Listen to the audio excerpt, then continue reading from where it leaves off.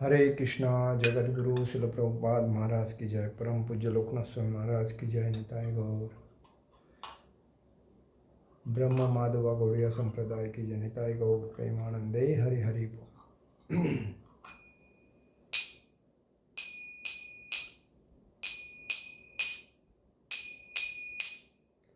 जय राधा माधव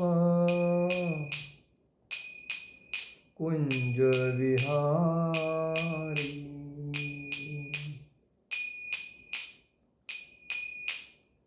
जय राधा माधव कुंज विहारी।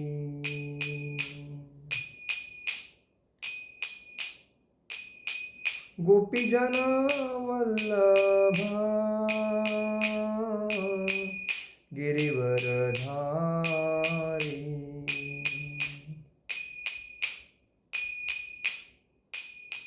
गोपीजन वल्लभ गिरिवरधारी।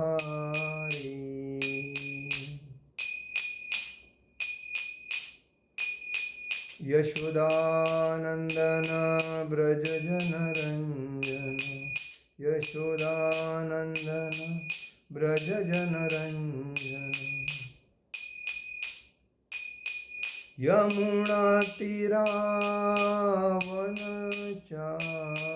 यमुना तीरावनचारी। जय राधा माधव कुंज विहारी।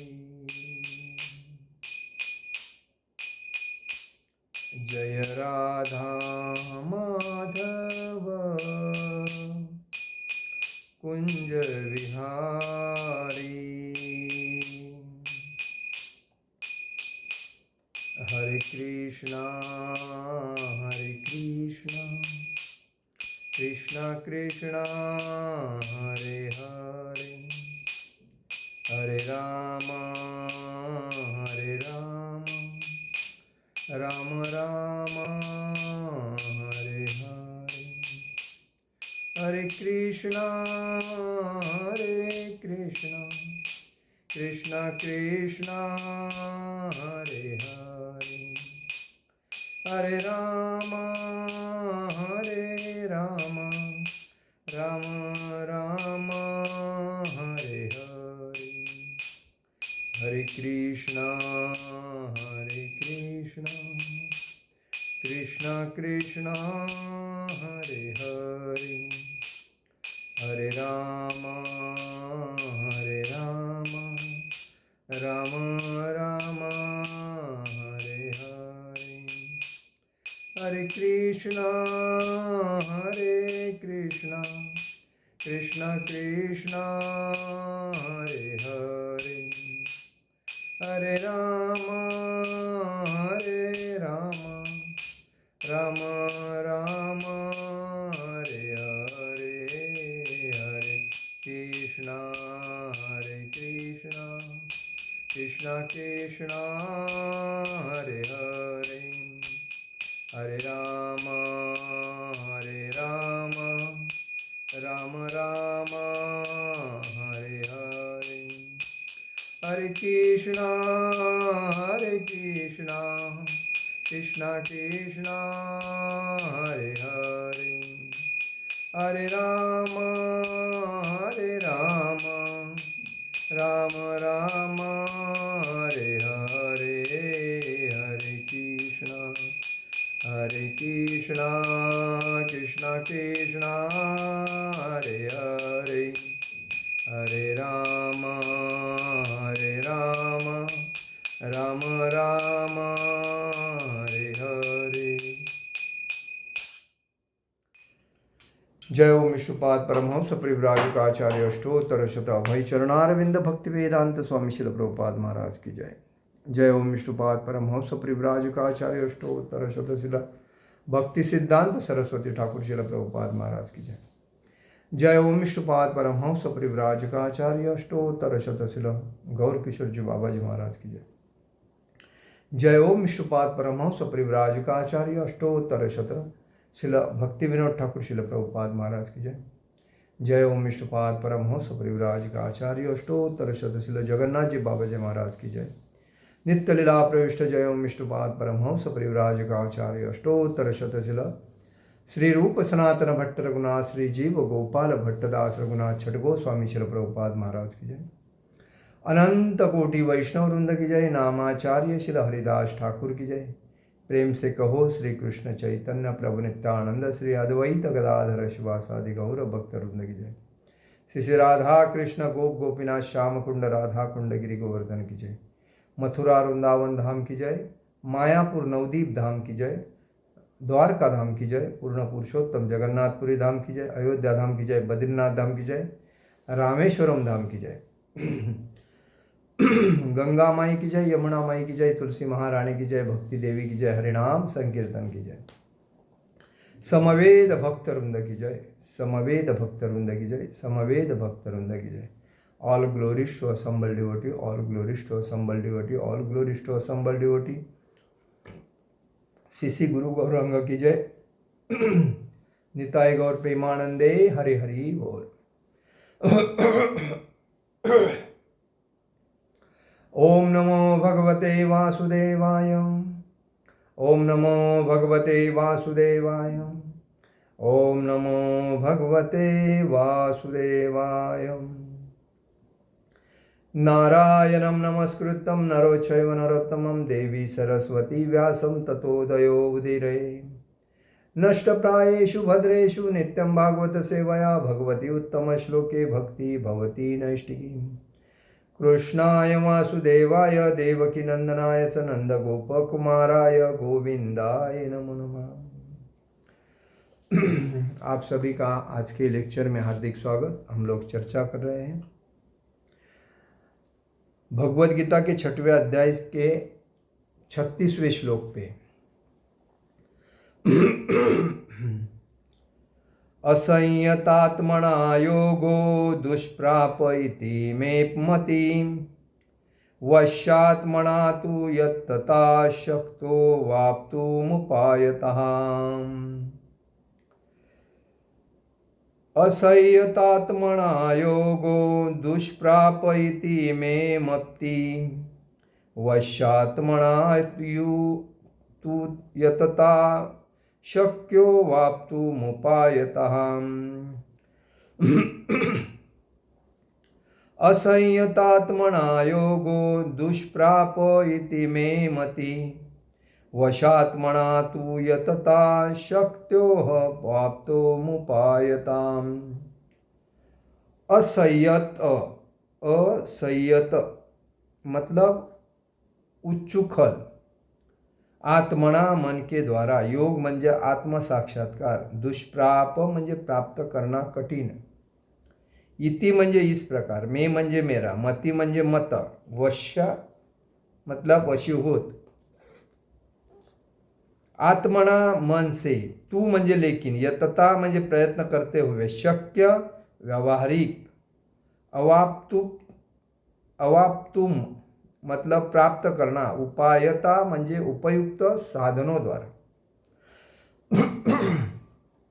अनुवाद और तात्पर्य। अनुवाद, जिसका मन उत्खलन है उसके लिए आत्म साक्षात्कार कठिन कार्य होता है, किंतु जिसका मन संयमित है और जो समुचित उपाय करता है उसकी सफलता ध्रुव जैसी है। ऐसा मेरा मत है। तात्पर्य। शिल प्रभुपाद महाराज की जय। तात्पर्य में शिल प्रभुपाद जी लिखते हैं, भगवान घोषणा करते हैं कि जो व्यक्ति अपने मन को भौतिक व्यापारों से विलग करने का समुचित उपचार नहीं करता, उसे आत्म साक्षात्कार में शायद ही सफलता प्राप्त हो सके। भौतिक भोग में मन लगाकर योग का अभ्यास करना मानो अग्नि में जल डालकर उसे प्रज्वलित करने का प्रयास करना हो। मन को निग्रह किए बिना योगाभ्यास समय का अपव्यय है। योग का ऐसा प्रदर्शन भले ही भौतिक दृष्टि से लाभप्रद हो, किंतु जहाँ तक आत्म साक्षात्कार का प्रश्न है, यह सब व्यर्थ है। अतः मनुष्य को चाहिए कि भगवान की दिव्य प्रेमा भक्ति में निरंतर मन को लगाकर उसे वश में करे। कृष्ण भावनामृत में प्रवृत्त हुए बिना मन को स्थिर कर पाना असंभव है। कृष्ण भावना भावित व्यक्ति बिना किसी अतिरिक्त प्रयास के ही योगाभ्यास का फल सरलता से प्राप्त कर लेता है, किंतु योगाभ्यास करने वाले को कृष्ण भावना भावित हुए बिना सफलता नहीं मिल पाती। ओम अज्ञानतिमिरान्धस्य ज्ञानाञ्जनशलाकया चक्षुरुन्मीलितेन तस्मै श्रीगुरुवे नमः। श्रीचैतन्यमनोभीष्टं स्थापितं येन भूतले स्वयं रूपगदामह्यं ददाति स्वपदान्तिकं। वन्देऽहं श्रीगुरु श्रीयुतपदकमलं श्रीगुरुवैष्णवांच श्रीरूपं सागरजातं सहगण रघुनाथामतं तं सजीवं साद्वैतं सावधूतं परिजनसहितं कृष्णचैतन्यदेवं श्रीराधाकृष्णपादान सहगण ललिता श्रीविशाखान्वितांच। हे कृष्ण करुणा सिंधु दीनबंधु जगत्पते गोपेश गोपिकाकांत राधाकांत नमोस्तुते। तप्त कांचन गौरांगी राधे वृंदावनेश्वरी विशुभानुसुते देवी प्रणमामि हरिप्रिये। वाञ्छाकल्पतरुभ्यश्च कृपा सिंधु एव च पतितानां पावनेभ्यो वैष्णवेभ्यो नमो नमः। नमो ब्राह्मण देवाय गो ब्राह्मण हिताय च जगद्हिताय कृष्णाय गोविंदाय नमो नमः। गुरुवे गौरचंद्राय राधिकाय तदालय कृष्णाय कृष्ण भक्ताय तदभक्ताय नमो नमः। नमो विष्णुपादाय कृष्णप्रेष्ठाय भूतले श्रीमते भक्तिवेदांत स्वामिनिति नामिने। नमस्ते सारस्वते देवे गौरवाणी प्रचारणे निर्विशेष शून्यवादी पाश्चात्य देश तारणे।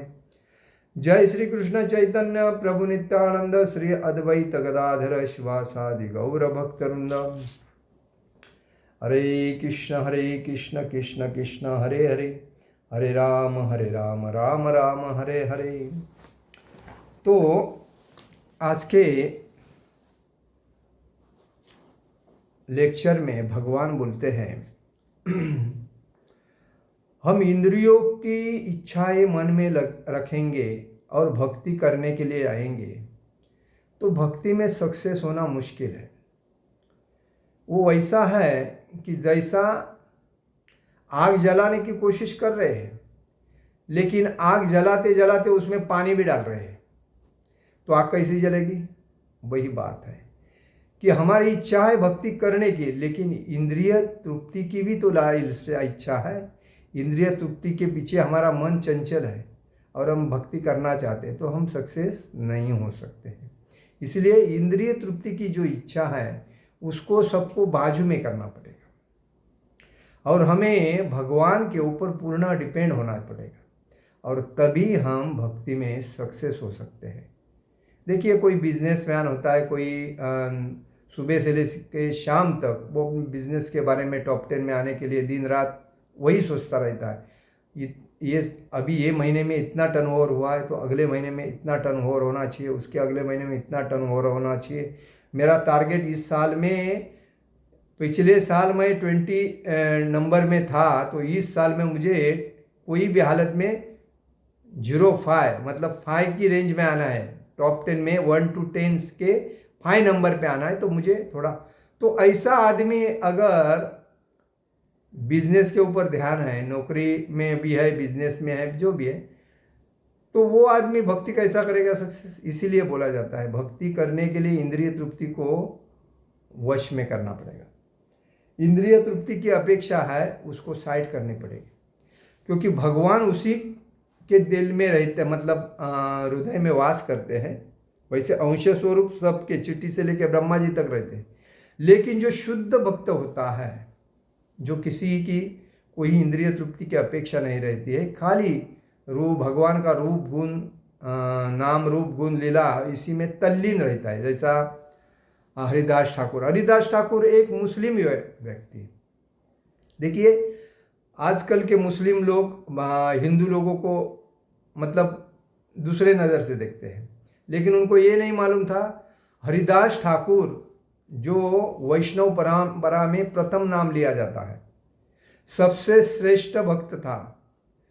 चैतन्य महाप्रभु ने उसी वक्त हरिदास ठाकुर को, जब लास्ट की हरिदास ठाकुर की स्टोरी अगर आप सुनोगे तो हरिदास ठाकुर हमेशा हरे कृष्ण महामंत्र के 3 लाख जप करता था, लेकिन जब मुसलमानों को मालूम पड़ा कि ये हिंदू के देवता के बारे में बार बार बात करता है, मुस्लिम के बारे में बात ही नहीं करता है, तो उसको भर बाजार में उसको वो लोगों ने मारने का शुरुआत कर दिया। उसे मारते मारते मारते मारते पूरे बाजार में धीड़ निकाली, फिर उसको ऐसा मारा उसके जीवन में कुछ रहा नहीं गया, और बाद में उसको उठा के गंगा में फेंक दिया गया। और फेंक मतलब वो मर गया समझ के, और मर गया समझ के फेंकने के बाद जब वो गंगा में गया तो गंगा नदी ने उसको ऐसा बनाया कि जैसा था वैसा बनाया।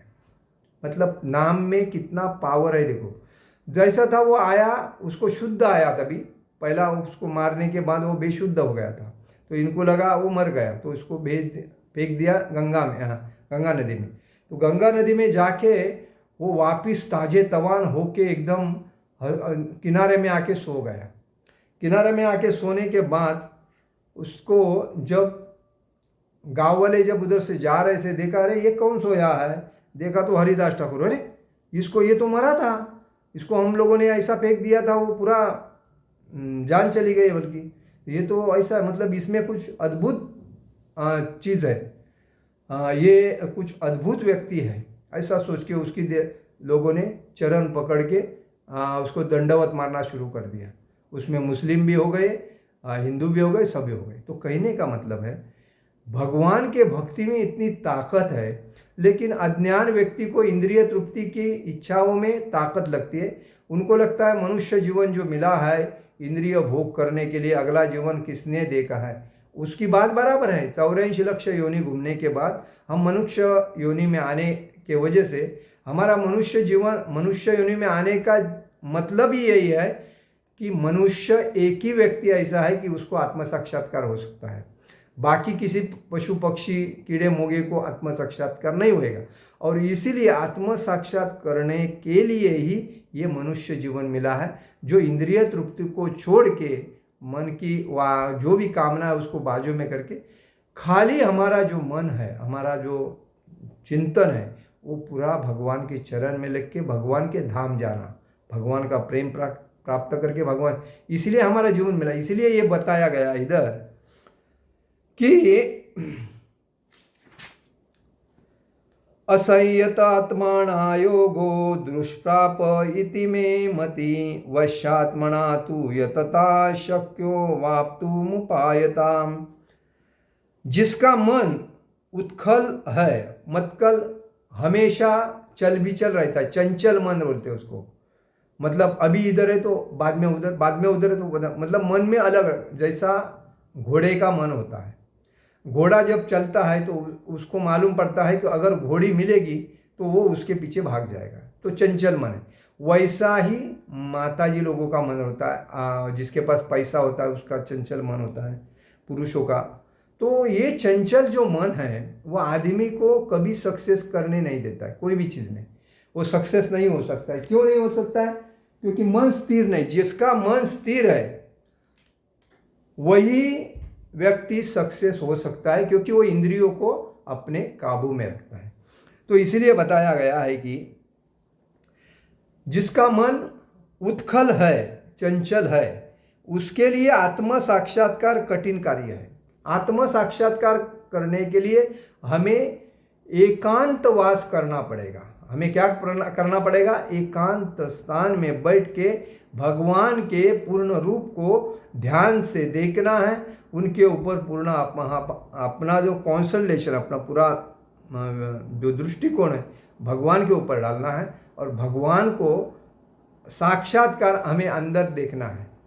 तो आत्म साक्षात्कार, तो ऐसा व्यक्ति जब इंद्रिय को अपने काबू में रखता है वही आत्म साक्षात्कार कर सकता है। जो इच्छाएं मन में भरी पड़ी है और उसको पैसा कमाना है, बिजनेस में आगे जाना है, पद प्रतिष्ठा प्रसिद्धि चाहिए, अगर वो वैसा व्यक्ति अगर वो भक्ति में भी आता है और उसकी इंद्रियां काबू में नहीं, तो उसको आत्म साक्षात्कार नहीं होगा। वो चमचेगिरी, जो चमचे लोग बोलते हैं उसी की बात में चलता रहेगा। और आज यही चल रहा है, जिनकी कोई इच्छा नहीं है वो अपने मन को भगवान में दे, भगवान के चरण में डाल के भगवान उसको बराबर बुद्धि देता है, वो चलता है। लेकिन जिनकी मन चंचल है, इंद्रिय भोग के पीछे पड़ी है, उनकी कुछ लालसा है, कुछ स्वप्न है, कुछ टारगेट है मतलब कमाने का, तो वैसे लोगों को आत्म साक्षात्कार होएगा ही नहीं, भले कितना भक्ति का नाटक करे। तो ये बात बताया है। तो जिसका मन संयमित है और जो समुचित उपाय करता है, संयमित मतलब कंट्रोल करता है अपने इंद्रियों को, बराबर, वही व्यक्ति जीवन में आत्म साक्षात्कार करने के लिए आगे चलते। जैसा कि ध्रुव महाराज की सावत्र माँ ने उसको बोला कि देखो, अगर पिता के गोद में बैठना है तो मेरे गर्भ से आपको जन्म लेना पड़ेगा, तभी आप बैठ सकते हैं, नहीं तो नहीं। तो वो अपने माँ के पास गया और ध्रुव महाराज को बताया। ध्रुव महाराज ने माँ को बोला, मैं मेरे पिताजी के गोद में जाके बैठा हूँ और ये मेरी सावत्र माँ मुझे ऐसी बाजू कर रही है, क्या है, मैं समझा नहीं। तो उसके माँ ने कहा, देखो, इसका कारण आपको मैं नहीं बता सकती हूँ, इसका कारण भगवान बता सकते हैं। भगवान कौन? तो भगवान विष्णु। वो कहाँ मिलेंगे? तो वो जंगल में मिलेंगे। तो उसके लिए क्या करना पड़ेगा? उसके लिए तप करना पड़ेगा जंगल में जाके। तो वो 5 साल का बच्चा सीधा उठ के ये नहीं सोचा मैं खाऊंगा क्या, रहूँगा कैसा, पहनूंगा क्या, रहे मेरा क्या होएगा, ये सोचा ही नहीं उसने। वो सीधा अपमान को मन में रखे सीधा जंगल की तरफ चला गया। जंगल की तरफ चलता चलता उसको रास्ते में नारद मुनि मिले और नारद मुनि ने कहा, अरे बेटा आप कहाँ जा रहे हो? तो बोलता, मैं भगवान विष्णु को प्राप्त करने के लिए, तपस्या करने के लिए जा रहा। अरे बेटा, लेकिन आपका ये उम्र नहीं है, आपका ये खेल कूदने का उम्र है। नहीं, मुझे इसी उम्र में भगवान को पाना है। तो आप इतना कठोर तपस्या करोगे? हाँ, मैं कठोर तपस्या करूँगा। तो भगवान नारद मुनि उनके पहले गुरु बने। उन्होंने कहा, आपको ऐसा तकलीफ होएगा, वैसा तकलीफ है, डर बताया। बोला, कुछ नहीं, मेरे को डर कुछ भी होने दे, लेकिन मेरे को भगवान से पूछना है कि मेरा अपमान क्यों हुआ। तो नारद मुनि ने बोला, ठीक है, फिर आपको यमुना के किनारे में बैठ के भगवान का जप करना पड़ेगा। क्या जप करना पड़ेगा? वो उसको मंत्र दिया, ओम नमो भगवते वासुदेवाय, ये जप करना पड़ेगा। तो खाओगे क्या? तो उनको बताया कि ये आपको मिलेगा। जंगल में क्या मिलता है खाने के लिए? वो पत्ता खा के जी रहे थे। 5 साल का बच्चा पत्ता, आज ये पेड़ क्या करो, वो पेड़ का, ऐसे। और 6 महीने के अंदर उन्होंने भगवान को प्राप्त किया। मतलब उत्साह निश्चयाधव्या तत्त कर्म प्रवर्तनात् संग त्यागा तते रुत्ति षड्वी भक्ति प्रसिद्धि। उत्साह इतना था, निश्चय ऐसा था और ध्येय उनका कठोर था, लेकिन उन्होंने किसी की कदर नहीं की। उन्होंने यही समझा कि नहीं, मुझे प्राप्त करना है, मरूंगा तो भी चलेगा, लेकिन प्राप्त करना है। भगवान 6 महीने में उनको प्रकट हुए, 6 महीने में उनको दर्शन दे दिया। तो ये जो चीज़ है, तो उन्होंने इंद्रिय तृप्ति की कोई लालसा ही नहीं रखी कि मेरे को खाने को क्या मिलेगा, सोने को क्या मिलेगा, कोई शेर आके खाएगा तो, कोई सांप अगर डसेगा तो, ये सोचा ही नहीं उसने। उनका ध्येय था, उत्साह उसके मन में इतना ज़बरदस्त था, उन्होंने निश्चय कर लिया, इसके सिवाय मैं कुछ नहीं करूँगा, यही करूँगा। और ध्येय साक्षात तो कहने का मतलब है, इसीलिए बताया है, उसकी सफलता ध्रुव है। ध्रुव मतलब ध्रुव के जैसी है, ऐसा मेरा मत। मतलब जो इंद्रियों को काबू में रखता है वही व्यक्ति भक्ति में सक्सेस होता है। देखिए, इसमें कहने का मतलब, अमरीश महाराज ने अपना सब कुछ त्याग किया, भगवान को प्राप्त किया। दूसरी बात, प्रहलाद महाराज ने अपने पिताजी की इतनी बड़े इतने राजा थे, तीनों लोग में उनका वर्चस्व था, लेकिन भगवान के भक्ति के सिवाय कुछ किया ही नहीं। उन्होंने स्कूल में जाने के वक्त भी भगवान के भक्ति के बारे में अपने मित्रों को प्रचार किया। धोरण इधर उधर, मतलब कभी कंसंट्रेशन इधर उधर नहीं गया। मीराबाई इतनी बड़ी जायदाद छोड़ के वृंदावन के गलियों में ठोकर खा के भगवान के नाम का गुण रूप मतलब हाथ में तंबूरा लेके भगवान के नाम का गुण गाती थी। उन्होंने भगवान को प्राप्त किया। भगवान को प्राप्त करने का प्राप्त करना ये हमारा जीवन का मुख्य उद्देश्य है, लेकिन उसके लिए हमारी इंद्रिय तृप्ति जो है उसको साइड में करनी पड़ेगी। तो तात्पर्य में श्रील प्रभुपाद जी लिखते हैं, भगवान घोषणा करते हैं कि जो व्यक्ति अपने मन को भौतिक व्यापारों से विलग करने का समुचित उपचार नहीं करता, उसे आत्म साक्षात्कार में शायद ही सफलता प्राप्त हो सके। मतलब जब तक समुचित उपचार नहीं करता, समुचित मतलब पूर्ण उससे अलग नहीं होता, तो अगर वो अपनी भौतिक मतलब इच्छा ये रहती है, किसी को पद चाहिए, किसी को प्रतिष्ठा चाहिए, किसी को कार चाहिए, किसी को बंगलो चाहिए, किसी को प्रॉपर्टी बनाना है, किसी को सुंदर स्त्री चाहिए, किसको मतलब अलग अलग जगह पे अलग अलग इच्छाएं रहती है लोगों की। तो भौतिक व्यापारों से विलग करने का समुचित उपचार नहीं करता। इस मतलब इंद्रिय तृप्ति से जब तक वो मुक्त नहीं होता अपने जीवन में, तो उसे आत्म साक्षात्कार में शायद ही क्वचित प्राप्ति हो सकती है। 90%,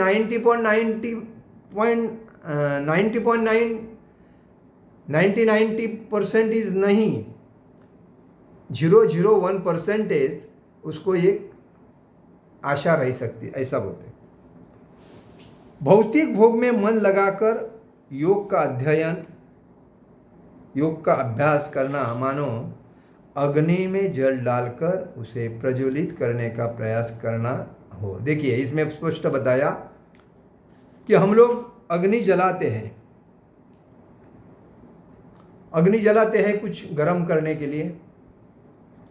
जैसे माता ये अग्नि जलाते हैं, उसके ऊपर पातेला रखती है, मटका रखती है और उसमें अन्न बनाने की सोचती है, लेकिन वो अग्नि जल रही है और जलती अग्नि में हम पानी अगर छिड़कते हैं तो अग्नि जलेगी, धुआं बनेगा ना। तो सेम पोजीशन मनुष्य अपने जीवन में, इच्छा है भक्ति करने की, लेकिन भौतिक भोग में मन लगाकर, मतलब इच्छा है भौतिक भोग करने की, लेकिन फिर भी इच्छा होती है भक्ति कर रहा हूँ, तो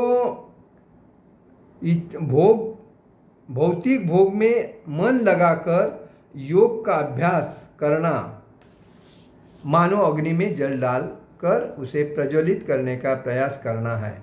मतलब ये बात है कि अग्नि ज्वलित कर रहे हैं, प्रज्वलित कर रहे हैं, लेकिन उसमें पानी डालने का मतलब इच्छा है कि मुझे भक्ति करनी है, लेकिन इंद्रिय तृप्ति इतनी है कि भक्ति में मन ही नहीं लग रहा है। बार बार मन इंद्रिय तृप्ति के तरफ जा रहा है। जैसा घोड़ा चलने के टाइम पे उसको ये कवर लगाते हैं, अदरवाइज वो उसको अगर घोड़ी दिखे तो वो मालिक को इधर से उधर उसके पीछे भागेगा। तो मन को हमारे ताबे में रखना चाहिए और मुख्य बात हमारा मन ही है। तो मन की जो ये चंचलता है, तो मन को हम अगर मित्र बनाते हैं तभी हम हमारे हर चीज़ से सक्सेस हो सकते हैं। तो मन का निग्रह किए बिना योगाभ्यास समय का अपव्यय है। मन को जब तक हम कंट्रोल नहीं करते हर चीज़ में, कभी अपने मन के जैसा नहीं होता है तो हमें गुस्सा आता है, कभी हमें कोई ओवरटेक करके जाता है हमें गुस्सा आता है, कभी हमें कोई पैर मारता है हमें गुस्सा आता है, कभी अपने घर में या कोई काम में या किधर भी जाने का अपने बातों बातों में अपना अपमान करता है हमें गुस्सा आता है। हर चीज़ में हमें क्यों गुस्सा आता है? क्योंकि हमारे अंदर राक्षस भरे पड़े हैं। क्यों राक्षस? कौन से? लोभ, क्रोध, ईर्ष्या, अहंकार, संशय, मोह। ये जो राक्षस है ये हमें उत्तेजित करते हैं। देख देख कैसा किया उसने, देख देख कैसा किया, देख देख ये पीछे था मेरे आगे गया, देख देख उसने मेरा अपमान कर दिया, ये मैं इसको छोड़ूंगा नहीं।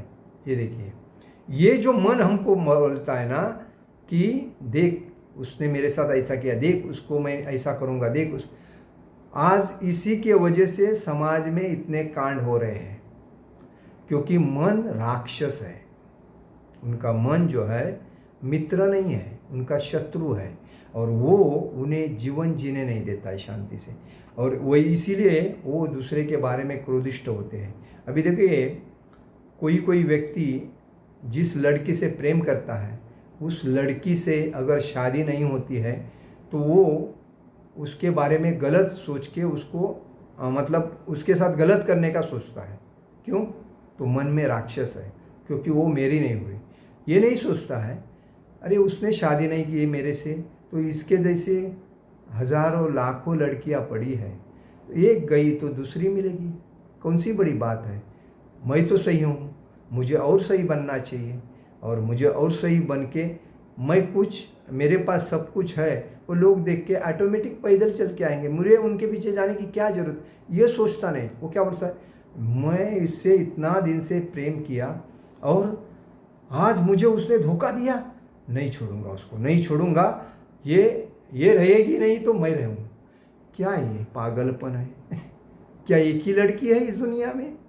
ये बात है। वैसा ही प्रॉपर्टी के बारे में सोचते हैं, ये प्रॉपर्टी मुझे बहुत पसंद है, ये प्रॉपर्टी मुझे खरीदना है, तो किसी को मालूम पड़ता है तो वो जो प्रॉपर्टी वाला होता है उसको ज़्यादा कोई पैसा देता है, वो प्रॉपर्टी उसको बेच देता है, और देने के बाद जिसके मन में रहती है प्रॉपर्टी लेने की, अरे इसने मेरे साथ इतने पैसे का व्यवहार किया और उसने मेरे से मतलब बिना बोल के दूसरे को बेच दिया, नहीं ये बहुत बेकार किया, मैं इसको नहीं छोड़ूंगा। मैं ये क्या है?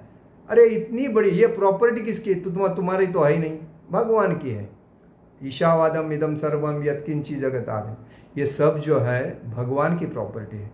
भगवान की प्रॉपर्टी में भगवान ने यही कहा, जितना आपको लगता है उतना आप यूज़ करो और बाद में वैसा के वैसा छोड़ दो।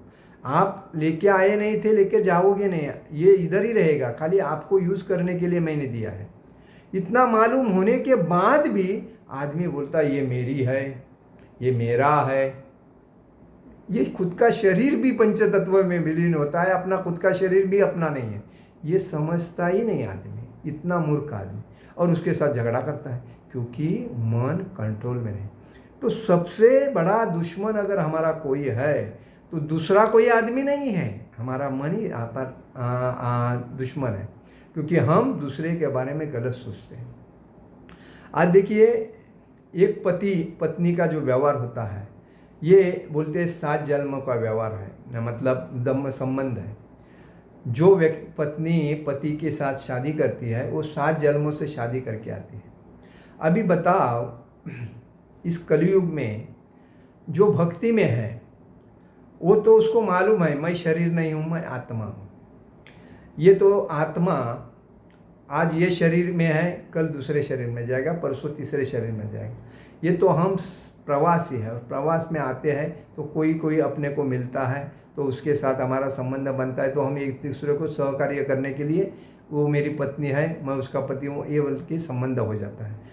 लेकिन हम दिमाग में क्या डालते हैं, 7 जन्मों का मेरा संबंध है, इसलिए वो मेरी पत्नी है, तो मेरे सिवाय वो जिएगी नहीं, उसके सिवाय मैं जीऊँगा नहीं। ये देखो, ये अंधा। तो कहने का मतलब है वही स्वार्थ उसके अंदर होता है, क्योंकि उससे मुझे कुछ मिलना है, मुझसे कुछ उससे मिलना है, ये स्वार्थ के वजह से संबंध होता है।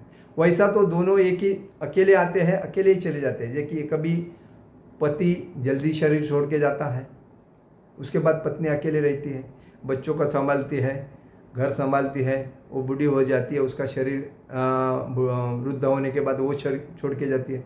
पति को थोड़ा मालूम है वो मेरे कितने साल के बाद चली आई। पत्नी कभी जल्दी जाती है, पति रहता है, उसको थोड़ा मालूम है एक इधर। ये भगवान की देन है। इसलिए बोलते हैं शास्त्र में, पति पत्नी का एक सहकार्य है, उसको भगवान ने उसका सहकार्य करने के लिए अरेंज किया।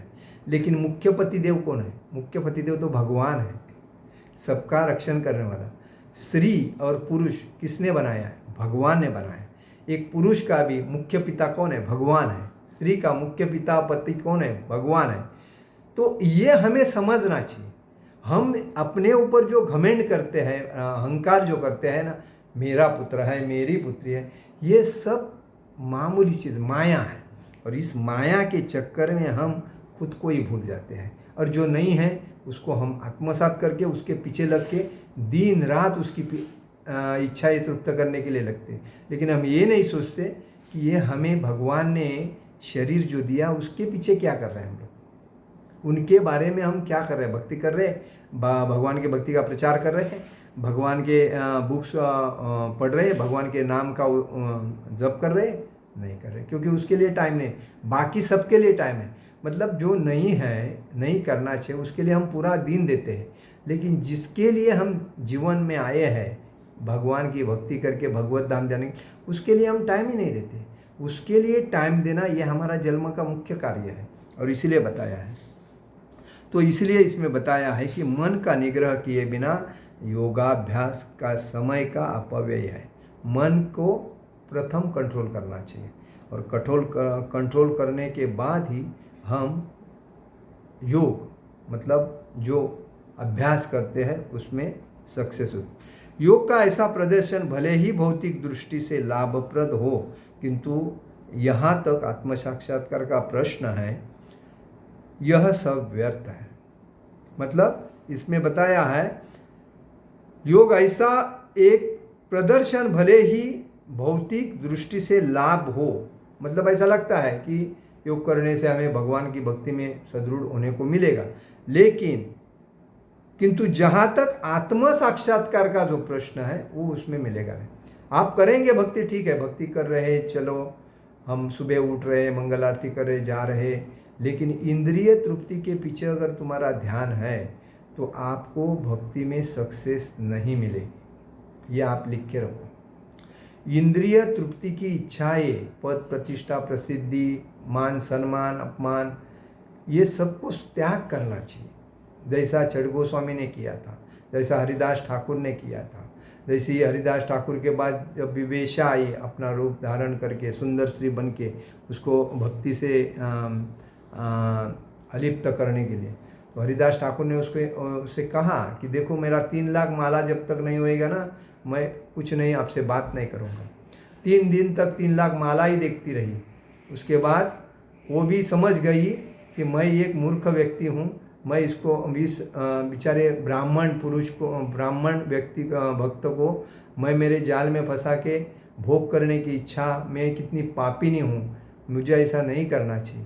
वो समझ गई भगवान के, क्योंकि हरिदास ठाकुर भगवान के नाम में दंग था और उसमें परिवर्तन हुआ। उसके अंदर भी तो भगवान का अंश था, लेकिन उसकी ये नाम सुन सुन के, हरिदास ठाकुर जो जप कर रहे थे उनका नाम सुन सुन के उसके मन के ऊपर जितनी गंदगी बैठी थी वो सब निकल के आत्मा जो कहने लगा वो सुनने लगी, और वो उसको सरेंडर हो गई। बोले आप मेरे गुरु हो, आप मुझे जप करने के लिए दीक्षा दीजिए, मैं अभी आपसे दीक्षा लेके भक्ति करूँगी। तो ये परिवर्तन है। तो ये इंद्रियां जब हमारी स्वच्छ हो जाती है, हम जब इंद्रिय तृप्ति से अलिप्त हो जाते हैं और भक्ति के ऊपर पूर्ण दृढ़ता से लक्ष्य देते हैं, तभी हमारा योगाभ्यास सक्सेस हो जाता है। योग और उसका अभ्यास और भक्ति में दृढ़ हो जाते हैं।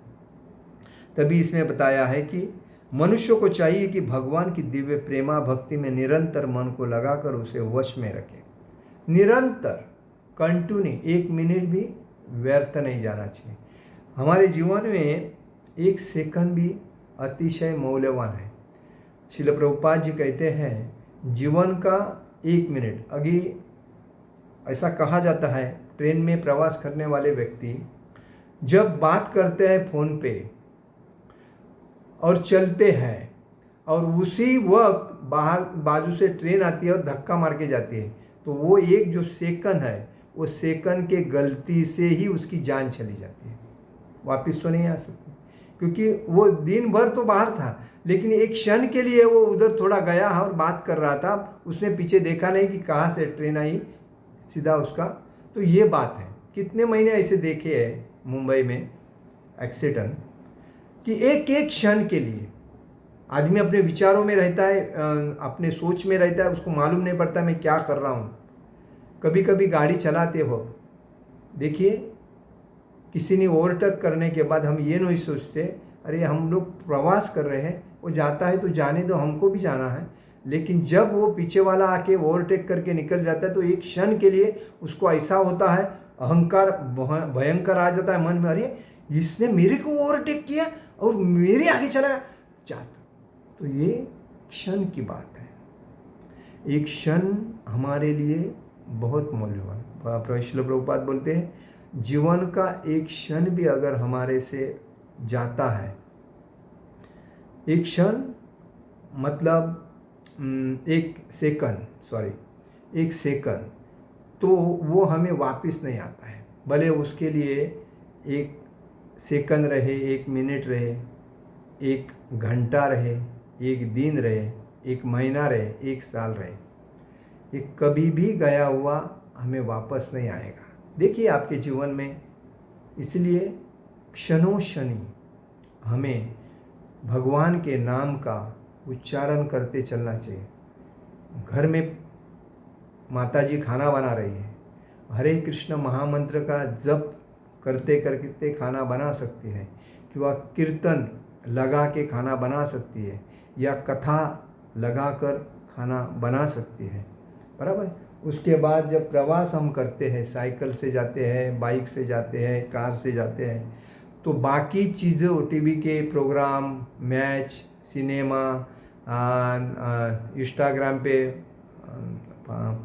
आजकल लोग पैसा कमाने के लिए क्या क्या फालतू चीज़ डालते रहते हैं, लोग उसको आनंद से देख के उसमें आनंद लेते, हंसते हैं, खिलते हैं, मज़ा आती है। ये सब व्यर्थ टाइम है, और ऐसे व्यर्थ टाइम से आपका क्या फ़ायदा है? कमाने वाला कमा रहा है, लेकिन आप अपना जो एक क्षण है, आपका एक मिनट, एक सेकंड, मिनट, एक आधा घंटा, एक घंटा, उसके लिए वेस्टेज गवा रहे हो। तो वो आपको भगवान के नाम में देना चाहिए।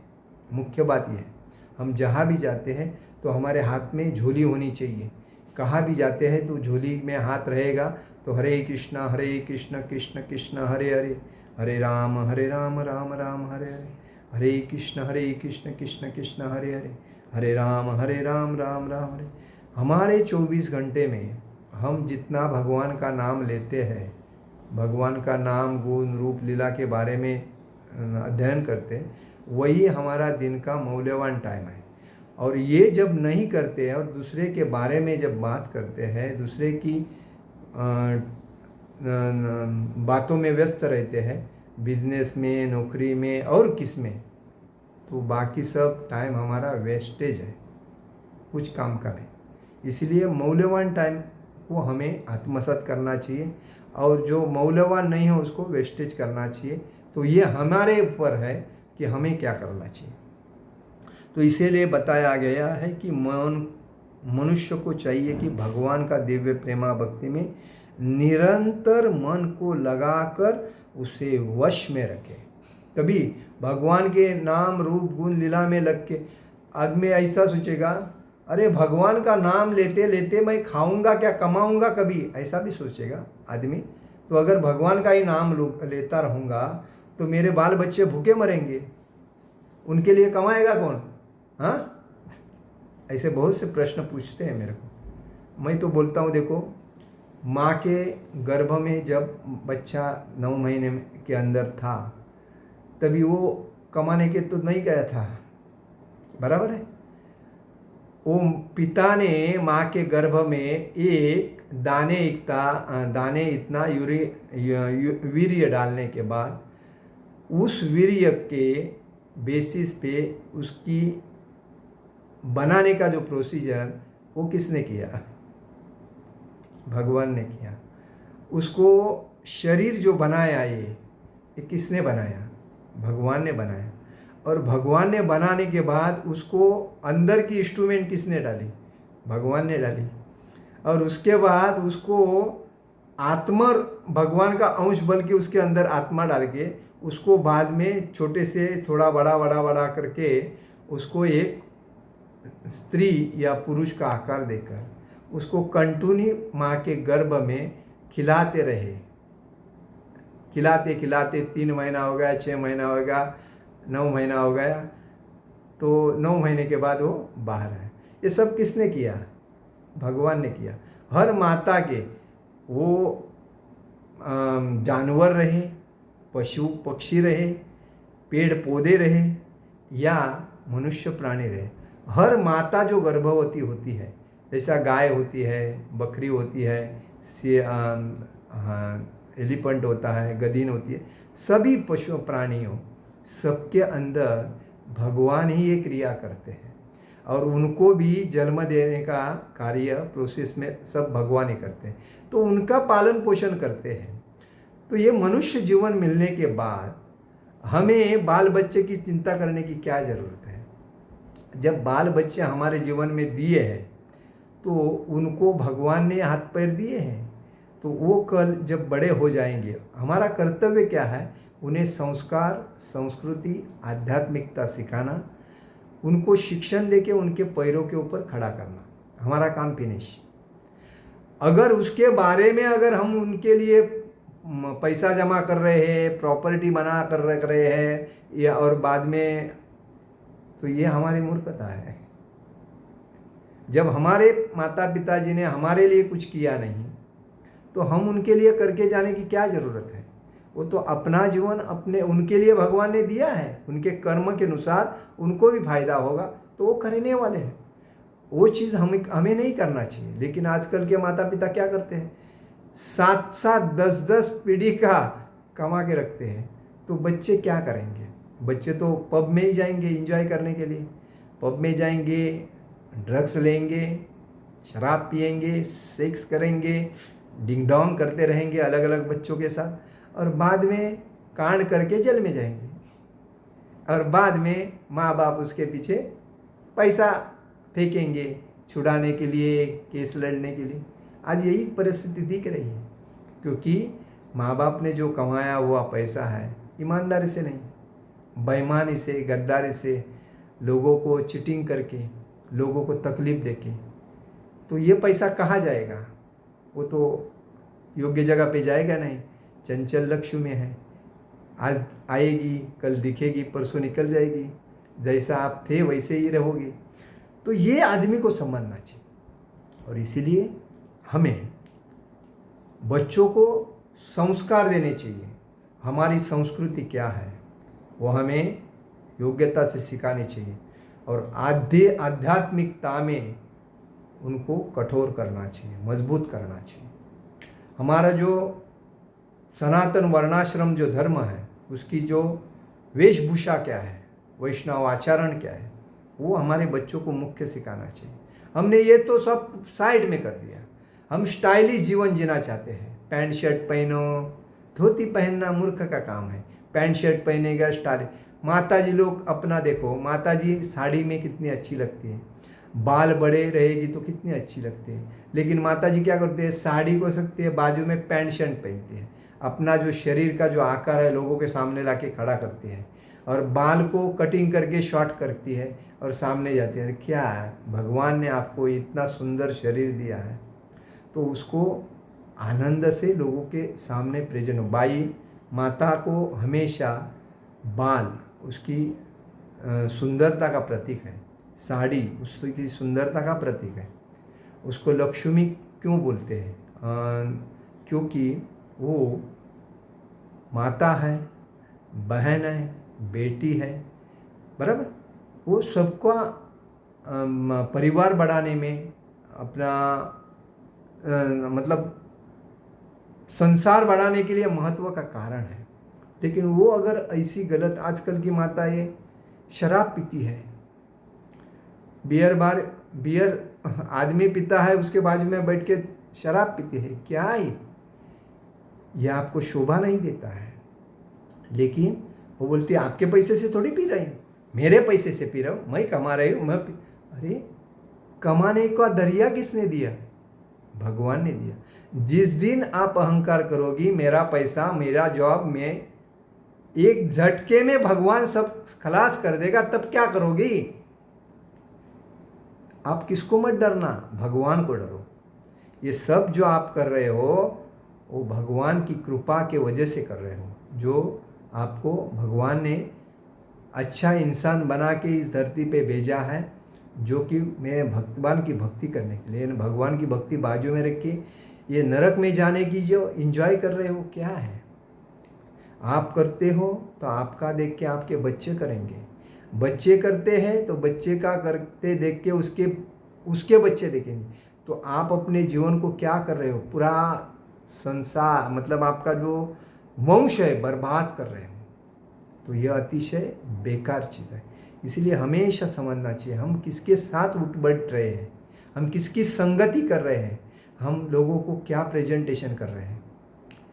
हमारा जीवन हमें भगवान ने, हम बार बार बोलते हैं, हमारा जीवन हमें भगवान ने दिया है भक्ति करने के लिए, भक्ति का प्रचार करने के लिए और लोगों को ज्ञान देने के लिए दिया है।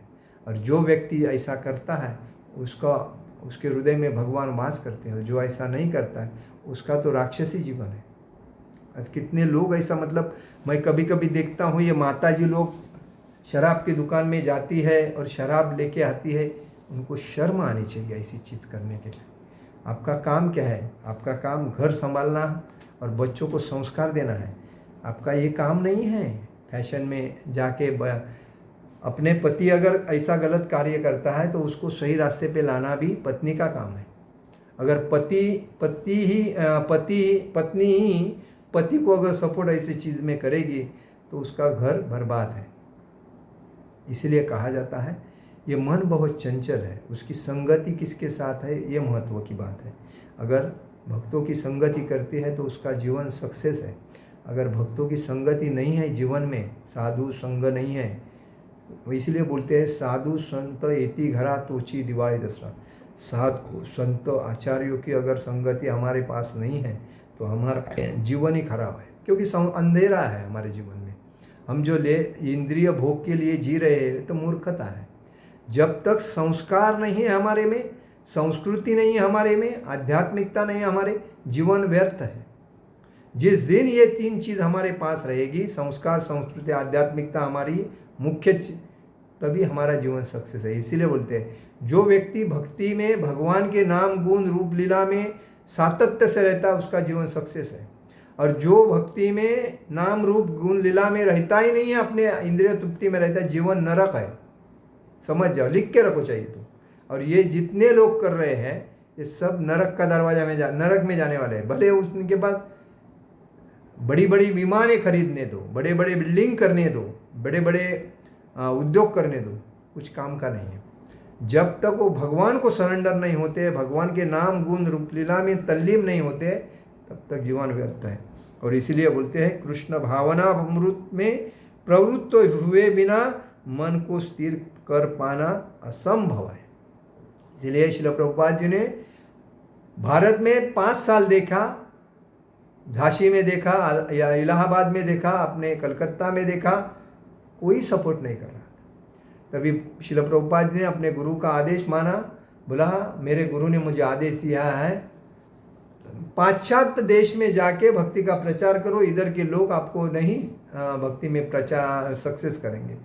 वही बात है, पाश्चात्य देश में जाके भक्ति का प्रचार किया, लोगों ने प्रभुपाद को सहकार्य किया, इस्कॉन की स्थापना हुई। आज देखिए गौड़िया मठ और इस्कॉन में कितना फर्क हो गया। गौड़िया मठ भक्ति सिद्धांत सरस्वती ठाकुर जी ने स्थापित किया। क्यों किया? क्योंकि कृष्ण भक्ति सबसे श्रेष्ठ है और वो लोगों में जाना चाहिए। हर चैतन्य महाप्रभु का जो स्वप्न है, जारो देखो तारे के वो कृष्ण उपदेश, तो इसको सक्सेस करने के लिए वो हमें उसका प्रचार करना चाहिए। और इसीलिए उन्होंने गौड़िया संप्रदाय की स्थापना किया, बराबर। जो ब्रह्म गौड़िया माधवा परंपरा से जो गौड़िया परंपरा आई है, उसकी स्थापना करने के बाद उन्होंने सबको संन्यास दीक्षा देके भक्ति का प्रचार करने के लिए उन्होंने कहा था भारत भूमि ते हईले मनुष्य जन्म यार, जन्म सार्थक करी कर पर उपकार। चैतन्य महाप्रभु ने कहा जो भारत भूमि में जिसने भी भारतवर्ष में जन्म लिया है उसे कृष्ण भक्त बनकर अपना जीवन सार्थक करना चाहिए। तत्पश्चात संपूर्ण विश्व में कृष्ण भावनामृत का वितरण करना चाहिए। ये काम है। चैतन्य महाप्रभु ने कहा क्या, भारत भूमि ते हैले मनुष्य जन्म यार, जन्म सार्थक करी कर पर उपकार। अपने जीवन, भारत में अगर हमें जीवन मिला है तो हम अतिशय सौभाग्यशाली है, मौल्यवान जीवन है, तो उसका हमें उपयोग करना चाहिए। कृष्ण भावना भावित भक्त बनकर अपने जीवन सार्थक करना चाहिए। अगर भक्त बनने के बाद संपूर्ण विश्व में कृष्ण भावना अमृत का, भक्ति का प्रचार वितरण करना चाहिए, ये चैतन्य महाप्रभु ने कहा। और इसीलिए कहा है पृथ्वी ते आछे नगरादि ग्राम, पृथ्वी ते आछे नगरादि ग्राम, सर्वत्र प्रचार है बे मोरो नाम। चैतन्य महाप्रभु ने क्या कहा था, पृथ्वी ते आछे यत नगरादि ग्राम, सर्वत्र प्रचार है बे मोरो नाम। चैतन्य महाप्रभु ने भविष्यवाणी की थी, एक दिन मेरा नाम विश्व के हर नगर और ग्राम में जाना जाएगा। क्यों? चैतन्य महाप्रभु ने क्यों की? क्योंकि वो राधा और कृष्ण के अवतार थे। किसके लिए आए थे? तो दुखालय है ये कलियुग, अतिशय दुखालय, कोई आदमी सुखी नहीं है। तो उस दुखालय से मुक्त होने के लिए उनको हरे कृष्ण महामंत्र का मन, अगर वो हरे कृष्ण महामंत्र अगर वो संकीर्तन करते हैं तो उनका जीवन इसी मंत्र से सक्सेस हो सकता है। क्योंकि कलयुग में यज्ञ क्या है? हरिनाम संकीर्तन। और हरिनाम संकीर्तन जो करता है अपने घर में, उसका जीवन आनंददायी है। और जिसके घर में हरिनाम संकीर्तन है उसका जीवन बर्बाद है, दुखदायी है। और इसीलिए कहा जाता है, तो यही बताया है। तो इसीलिए बताया था, भालो न खाइबे आर भालो न पहिबे। चैतन्य महाप्रभु ने क्या कहा था? भालो न खाइबे आर भालो न पहिबे। आकर्षक वस्त्र नहीं पहनना है और स्वादिष्ट व्यंजन नहीं करना है। कलकत्ता वाली भाषा, ये बोलते हैं बंगाली भाषा, भालो न खाइबे आर भालो न पहिबे, मतलब अच्छा कोई खाना नहीं खाना चाहिए और अच्छा कपड़ा कोई पहनना नहीं। इसीलिए बोलते हैं सादी रहनीमान होना चाहिए और उच्च विचार सरणी होनी चाहिए। आकर्षक वस्त्र मत पहनो और स्वादिष्ट व्यंजन मत खाए। तो ये बात है। तो हमें इसी वजह से ध्यान रखना चाहिए, हमारे मन की जो इंद्रिया की जो तृप्ति के लिए हम लोग दिन रात मेहनत जो कर रहे हैं, तो वो हमारा व्यर्थ टाइम है। हमारे लिए भगवान ने जो सुविधा बना के रखी वो हमें मिलेगी, लेकिन हम दूसरे के जीवन की जो सुविधा अपने में लाना चाहते हैं तो हम हमारे जीवन को अतिशय तकलीफ में डाल रहे हैं। इसीलिए बताया, तो कृष्ण भावनामृत में प्रवृत्त हुए बिना मन को स्थिर कर पाना असंभव है। कृष्ण भक्ति इसीलिए सबसे श्रेष्ठ भक्ति है। देखिए, विष्णु की 1000 नाम लेते हैं, तभी एक राम नाम होता है, और राम की 3 नाम जब हम लेते हैं तब भगवान श्री कृष्ण का, पूर्ण पुरुषोत्तम भगवान श्री कृष्ण का एक नाम होता है। तो सबसे श्रेष्ठ कौन है? भगवान श्री कृष्ण है। और दूसरी बात, करोड़ों साल पहले भगवान श्री कृष्ण जी ने भगवत गीता इक्ष्वाकु मनु को कही थी, सूर्यदेव को कही थी। सूर्यदेव ने इक्ष्वाकु मनु को कही थी, इक्ष्वा को, और इक्ष्वाकु ने मनु को कही थी। तो ये करोड़ों सालों से, और राम जी कितने साल, लाख पहले आए हैं, यह हमें समझना चाहिए। इसलिए कृष्ण भक्ति सबसे श्रेष्ठ है। तो इसलिए हाँ, त्रेता युग में राम आए थे और उसके पहले भी करोड़ों साल पहले भगवान कृष्ण ने भगवद गीता सूर्यदेव को कही थी। सूर्यदेव ने इक्ष्वाकु को कही थी, इक्ष्वाकु से मनु को कही थी और वो परंपरा चलते आए, बाद में लुप्त हो गई। उसके बाद 5,500 साल पहले 5,500 साल पहले कुरुक्षेत्र में भगवान श्री कृष्ण ने अर्जुन को भगवद गीता कही। ये भगवद गीता हमारे संविधान से करोड़ों श्रेष्ठ है, क्योंकि वो भगवान की वाणी है। हम भगवद गीता को साइड में रख के संविधान को आत्मसात करके हमारे समाज को रीति रिवाज चला रहे हैं, तो हमारा अज्ञानपन है ये। और इसीलिए अभी विदेशों में भगवद गीता अपने स्कूल के बच्चों को पढ़ाने को शुरुआत की है, क्योंकि ये सनातन वर्णाश्रम धर्म की वेदों का ज्ञान सभी भगवद गीता में है। और यही ज्ञान अगर हर व्यक्ति के अंदर आएगा तो वो समाज में कभी डरपोक नहीं बनेगा, अज्ञानी नहीं बनेगा और वट से अपने जीवन को श्रेष्ठ बनाएगा।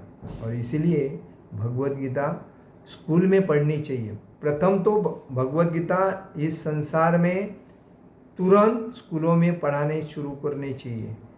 वो क्रिश्चियन रहे, बौद्ध रहे और मुस्लिम रहे, कोई भी, उसमें भगवद गीता पढ़ानी चाहिए। वो बोलेंगे हमारा कुरान तो बात की बात है। मैंने बताया कल 1500 साल पहले जन्म हुआ है उन लोग का।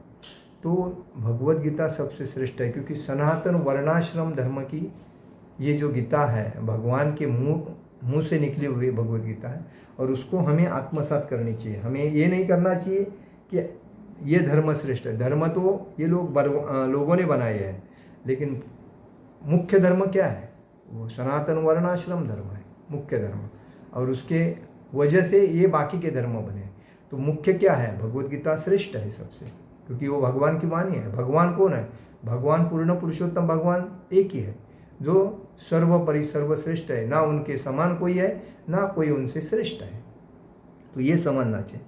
और इसीलिए बताया है कि कृष्ण भावना भावित व्यक्ति बिना किसी अतिरिक्त प्रयास के ही योगाभ्यास का फल सरलता से प्राप्त कर लेना है। कृष्ण भावना भावित व्यक्ति बिना किसी अतिरिक्त प्रयास के ही योगाभ्यास का फल सरलता से प्राप्त कर लेता है। तो किंतु योगाभ्यास करने वाले को कृष्ण भावना भावित हुए बिना सफलता नहीं मिलती। किसी को लगता है कि हम कृष्ण भावना भावित नहीं हैं, फिर भी हम कर सकते हैं, लेकिन वो उनका अज्ञानपन है। लेकिन मुख्य बात क्या है?